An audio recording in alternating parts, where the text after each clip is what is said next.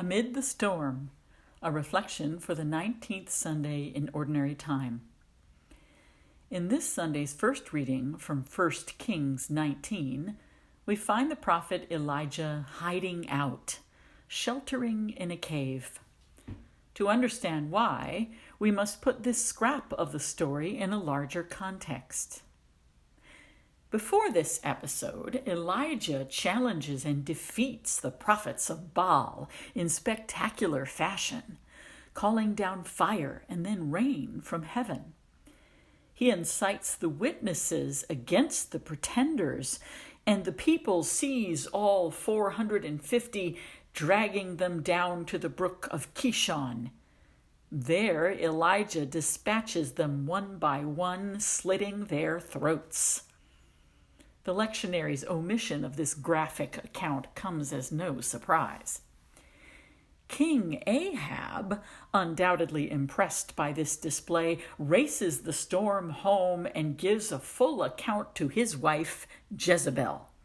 She, the original Baal devotee, vows revenge. "May the gods do thus and so to me, if by this time tomorrow I have not done with your life what you have done to each of them." Naturally, Elijah runs for his life. Not far into his desert journey, he prays for death. But it appears the Lord has other plans. Attended by an angel, Elijah finds the strength to walk 40 days and nights to the mountain of God. There he takes shelter in a cave, and today's story unfolds. In verses missing from our reading, we hear the Lord ask just what we'd like to know. "Why are you here, Elijah?" Then the whole sad tale tumbles out. "I have been most zealous for the Lord, the God of hosts, but the Israelites have forsaken your covenant, torn down your altars, and put your prophets to the sword. I alone am left, and they seek to take my life." Elijah then receives the instruction that we hear in our reading. "Go outside and stand on the mountain before the Lord. The Lord will be passing by." It strikes me as reassuring somehow that even this prophet of the Lord, who has felt the wonder-working power of God pulse through him, comes to feel lost and discouraged, harassed and hunted. At this most vulnerable moment, the Lord chooses an unexpected mode of revelation.